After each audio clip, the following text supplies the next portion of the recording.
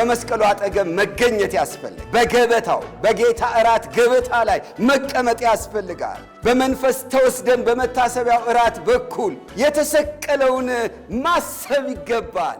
የተወደዳችሁ ቅዱሳን የእግዚአብሔር ጸጋና ሰላም ይብዛላችሁ። እግዚአብሔር የተባረከ ይሁን። የዮሐንስ ወንጌል ምዕራፍ 19 ውስጥ ነው ያለነው። ከቁጥር 23 ጀምሮ እስከ 27 ያለውን መመልከት እንጀምራለን። የዮሐንስ ወንጌል ምዕራፍ 19 ከቁጥር 23 እስከ 27 እንደዚህ ይላል። ጭፍሮችም ኢየሱስን በሰቀሉት ጊዜ ልብሶቹን ወስደው ለእያንዳንዱ ጭፍራ አንድ ክፍል ሆኖ በአራት ከፋፈሉት። እጀ ጠባቡንም ደግሞ ወሰዱ። እጀ ጠባቡም ከላይ ጀምሮ ወጥ ሆኖ የተሰራ ነበረ እንጂ የተሰፋ አልነበረም። ስለዚህ እርስ በርሳቸው ለማን እንዲሆን በእርሱ ዕጣ እንጣጣልበት እንጂ አንቅደደው ተባባሉ። ይህም ልብሴን እርስ በርሳቸው ተከፋፈሉ፣ በእጀ ጠባቤም ዕጣ ተጣጣሉበት የሚለው የመጽሐፍ ቃል ይፈጸም ዘንድ ነው። ጭፍሮችም እንዲህ አደረጉ። ነገር ግን በኢየሱስ መስቀል አጠገብ እናቱ፣ የእናቱም እህት፣ የቀለዮጳ ሚስት ማርያም፣ መግደላዊትም ማርያም ቆመው ነበር። ኢየሱስም እናቱን የወደው የነበረውንም ደቀ መዝሙር ባጠገቡ ቆሞ ባየ ጊዜ እናቱን አንቺ ሴት እነሆ ልጅሽ አላት። ከዚህ በኋላ ደቀ መዝሙሩን እናትህ እነኋት አለው። ከዚህም ሰዓት ጀምሮ ደቀ መዝሙሩ ወደ ቤቱ ወሰዳት ይላል። ክብር ለእግዚአብሔር ይሁን። እንግዲህ በቀራንዮ መስቀል ላይ የነበረውን የጌታችን የኢየሱስ ክርስቶስን የመስቀል ላይ ውሎ እየተመለከትን ነው። በዚህ ባነበብነው ንባብ ውስጥ በቅድሚያ ዮሐንስ ይዞልን የቀረበው የሚያሳየን ነገር ምንድን ነው? የጌታችንን የኢየሱስ ክርስቶስን ልብሱን ጭፍሮች እስኪከፋፈሉት ድረስ በመስቀል ላይ እንዴት እንደተዋረደ፣ እንዴት እንደተናቀ የሚያሳይ ንባብ ነው የሚያቀርብልን። አስገራሚ ነገር ነው። የቤተ መንግሥት ጭፍሮች ናቸው እኮ እነዚህ ሰዎች። የጲላጦስ ጭፍሮች ናቸው። ይህን ያህል ልብስ የሚያጡ ሰዎች ናቸው ተብለው አይገመትም።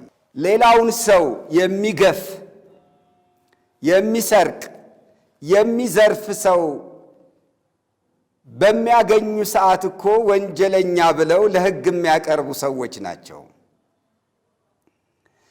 በዚህ ደረጃ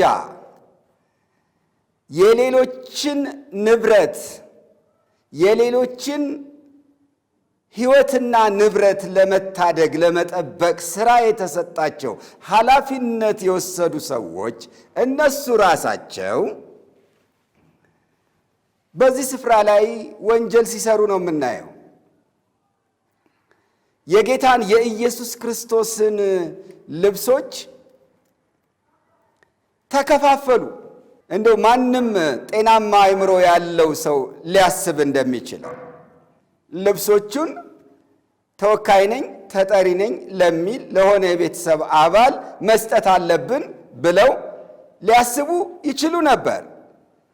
አለዛም በኤግዚቢት ይዘው ወይ ውሳኔ እስኪሰጥበት ሊያስቀምጡ ይገባቸው ነበር።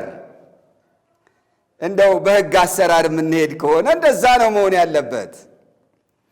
ነገር ግን ምንም አይነት ኖርማል የሆነ የተጻፈ ሕግም ይሁን የሞራል ሕግም ይሁን ምንም አይነት ሕግ እዚህ ስፍራ ላይ አልሰራም። ለኢየሱስ ሲሆን አልሰሩም። ምድር የትኛውንም ለሰው ልጆች ጥበቃና መብት አለኝ የምትለውን የትኛውንም አይነት የሕግ ጥበቃ ወይም መርህ በእርሱ ላይ ተግባራዊ አላደረገችም። ያን ያህል የተናቀ ነው። በሰቀሉት ጊዜ ልብሶቹን ወስደው ለእያንዳንዱ ጭፍራ አንድ ክፍል ሆኖ በአራት ከፋፈሉት ነው የሚለው። እዚህ ተከፋፍለው ለራሳቸው ሲወስዱ ነው የምንመለከተው። እንግዲህ ይሄ በቅድሚያ በመስቀል ላይ የደረሰበትን ንቀት፣ ውርደት፣ ምንም አይነት ሕግ በሱ ላይ ተግባራዊ እንዳልሆነ የእርሱ የሆነውን ነገር በሙሉ ያለ ሕግ ነው የፈረዱበት ለነገሩ። አሁን ደግሞ ያለ ሕግ ወይም ሕገወጥ በሆነ መንገድ የእሱ የሆነውን ነገር ሲወስዱ ነው የምንመለከተው። ሆኖም ግን በሌላ በኩል የእግዚአብሔር ዓይኖች በዚያ መስቀል ላይ በውርደት በተሰቀለው ልጁ ላይ ነበሩ። እነዚህ ጭፍሮች ምን እያደረጉ እንዳለ ሳያውቁ በመጻሕፍት በብሉይ ኪዳን ዘመን ከ1000 ዓመት በፊት የተነገረ ትንቢት እየተፈጸመ ነበር። ይሄንን የምናገኘው በመዝሙር 21 በቅንፍ 22 ቁጥር 18 ላይ ነው። እንደዚህ ይላል፣ ልብሶቼን ለራሳቸው ተከፋፈሉ፣ በቀሚሴም ላይ ዕጣ ተጣጣሉ ይላል። ይሄ እንግዲህ ከተቸነከረ በኋላ የሚፈጸም ትንቢት እንደሆነ እዚሁ ላይ መረዳት እንችላለን። ከፍ ብለን የክፋተኞች ጉባኤ ያዘኝ፣ እጆቼንና እግሮቼን ቸነከሩኝ፣ አጥንቶቼም ተቆጠሩ እያለ ይናገርና እነርሱም አዩኝ፣ ተመለከቱኝ፣ ልብሶቼን ለራሳቸው ተከፋፈሉ፣ በቀሚሴም ላይ ዕጣ ተጣጣሉ ይላል። ይሄ ይፈጸም ዘንድ ነው እነዚህ ጭፍሮች የጌታን የኢየሱስ ክርስቶስን ልብሶች የተካፈሉት ደግሞም ዕጣ የተጣጣሉት።